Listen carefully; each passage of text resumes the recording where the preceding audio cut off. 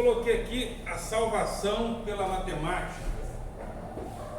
Aqui, a maioria de nós que são cristãos, nós acreditamos que a salvação é quem? Jesus. Nós acreditamos que a salvação é Jesus. Porém, houve um pensador que disse que a salvação é pela matemática. E o nome dele é Pitágoras. Talvez ele não tenha dito nessas palavras, mas no livro, na coleção Os Pensadores, no verbete, ou seja, no subtítulo ou no título, que fala sobre Pitágoras, está escrito isso: a salvação pela matemática.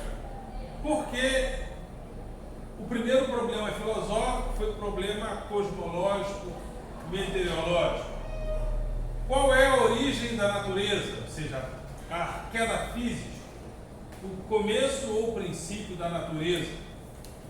E o segundo problema filosófico seria o problema do ser. O que é e o que não é. O ser é, o não ser não é.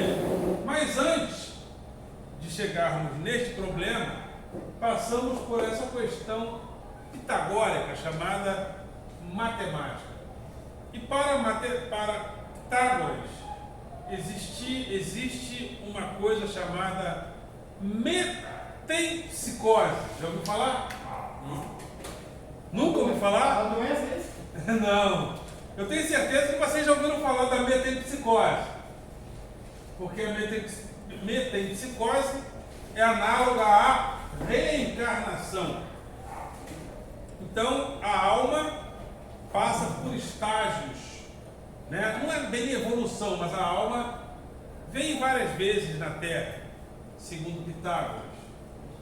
E esse processo de idas e vindas da alma gera desconforto, sofrimento. Para quem vir aqui várias vezes? Então Pitágoras entendia que nós podemos nos salvar dessas vindas constantes à Terra. Como?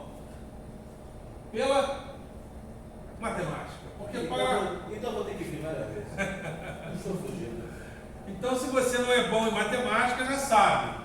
Você vai precisar voltar várias vezes aqui para aprender. No livro eu já estou na terceira ou quarta. Então, essa é a salvação pela matemática de Pitágoras e os pitagóricos.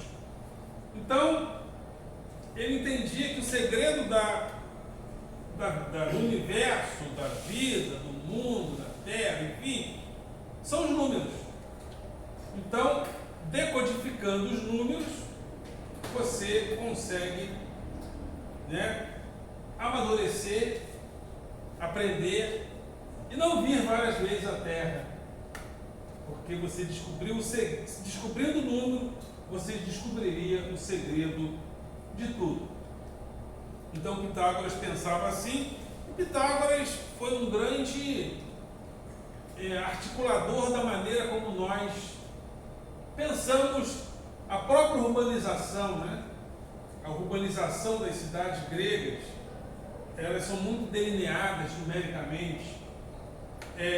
Outra coisa também que é muito pitagórico são as 7 notas musicais que tanto nos influenciam, né? O Dó, Ré, Mi, Fá, Sol, Lá, Si.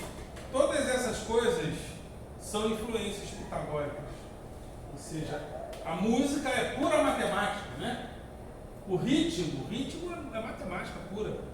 O compasso é matemática, né? E Pitágoras gerou toda essa influência dos números que nós temos sobre a nossa vida. Agora, Pitágoras entendia que o número é o segredo do universo e tal, que o número faz parte ali da composição da natureza, mas hoje em dia nós entendemos que o número é uma invenção. Inclusive tem um documentário chamado A Invenção do Número Zero. O número zero não existia. Por exemplo, algarismo romano, tem zero? Não tem zero. E a partir do momento que inventaram o zero, se não me engano, na Índia, houve uma revolução na matemática. Porque do zero, você faz outras operações que você não poderia fazer sem o zero. Então, hoje em dia isso mudou, nós não entendemos que o número faz parte.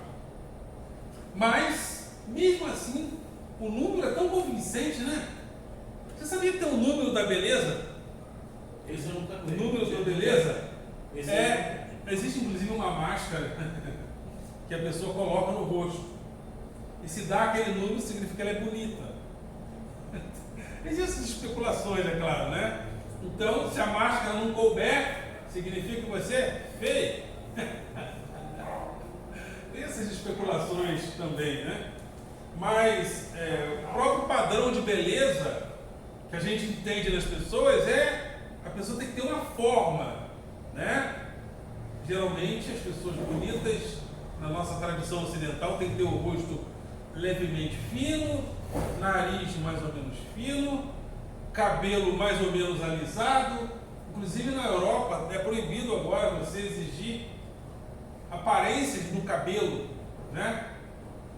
Chegava uma pessoa para pedir emprego, a pessoa com cabelo afro, e as empresas diziam que a pessoa deveria arrumar aquele cabelo de uma outra maneira. Está proibido em alguns países da Europa. Mas a matemática é muito convincente. Nós somos pessoas que caminhamos através da matemática. Por exemplo, a matemática é a base de muitas ciências. A ciência não caminha sem a matemática. Lembra quando caiu o avião da Chapecoense? Por que o avião caiu? Porque houve um erro matemático. Olha só, tem aluno que fala assim: professor, matemática é importante? Hein? Matemática é importante? Pergunta para a Chapecoense. Eles vão te responder se matemática é importante.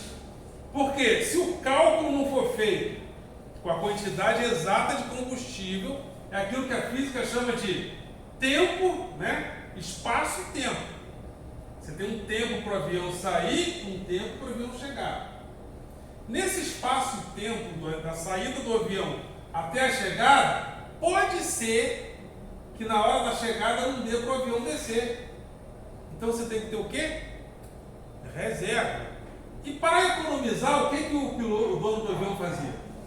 Ele botava no talo, botava ali na conta certa para não gastar muito. E pasme, eles já carregaram a Argentina também. Foi a própria Chapecoense, mas poderia ter sido o Messi. Que merda, hein? Né? Foi uma merda linda. Mesmo assim, né? Mas a repercussão seria muito maior. Então, a influência de Pitágoras na nossa vida faz com que a gente dê importância à matemática. Né? Os povos do passado não conheciam o número 1. Eles não conheciam números. Quando eles começaram a comercializar, eles começaram a ter que contar. Então inventaram o número 1 primeiro. Depois foram inventando outros números, as operações. Mas no caso de Pitágoras, para ele, o número é o segredo da natureza. Ok?